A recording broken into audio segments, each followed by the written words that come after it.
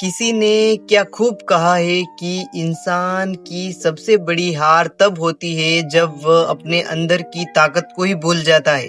तो नमस्कार दोस्तों, मैं राहुल सिंह चौहान। आज की कहानी आपकी उसी अंदर की ताकत को जगाएगी। तो एक बार की बात है, एक भेड़ चराने वाला था। वह सुबह उठता और अपनी भेड़ों को लेकर जंगल की ओर निकल जाता था। दिन भर भेड़ चराता, रोज का यही काम था उसका। सुबह भेड़ लेकर जाना और शाम को वापस घर आकर खाकर सो जाना।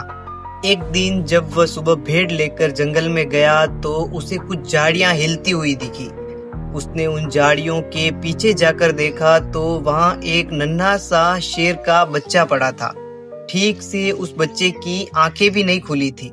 तो जब उस चरवाहे ने उस शेर के बच्चे को देखा तो उस पर दया आकर उसने सोचा कि इसे घर पर लेके चला जाता हूँ। तो वह उसे घर ले गया और अगले ही दिन से वह अपने भेड़ों के साथ में उसे ले जाने लगा।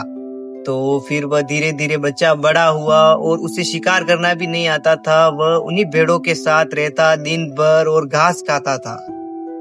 फिर एक दिन वह चरहा उठा और अपनी भेड़ों को लेकर उस शेर के साथ जंगल में चला गया। जंगल में जाने के बाद असली में वहां एक शेर आता है जो बहुत बड़ा होता है और उसने उसकी भेड़ों पर हमला कर दिया था। तो जब उस हमलावर शेर ने उन सभी पर हमला किया तो सब भेड़ बकरी इधर उधर भागने लगी। उनके साथ वह जो शेर था, रोज उनके साथ आता था, वह भी भागने लगा। तो जो हमलावर शेर था उसने उससे पूछा कि तुम क्यों भाग रहे हो, तुम भी शिकार करो। तो उसने कहा कि मुझे शिकार करना नहीं आता है, मैं तो घास खाता हूँ, मैं इन भेड़ों के साथ रहता हूँ। फिर ये कहने के बाद हमलावर शेर उसे एक कुएं के पास ले जाता है और बोलता है कि इसमें झांक। जब उस नन्हे शेर ने कुएं में झांका तो वही चेहरा, वही पंजे। फिर उस नन्हे शेर ने कहा कि मैं तो बिल्कुल आपकी तरह दिखता हूँ, लेकिन मुझसे तो कोई नहीं डरता। फिर उस हमलावर शेर ने कहा कि तुम भी दहाड़ो। फिर उस समय उस शेर ने पहली बार दहाड़ा जंगल में। उसकी दहाड़ पूरे जंगल में गूंज गई थी, इतनी तेज उसने दहाड़ा था। उस दिन के बाद वह शेर हमेशा के लिए उस शेर के साथ चला गया, हमलावर शेर के साथ।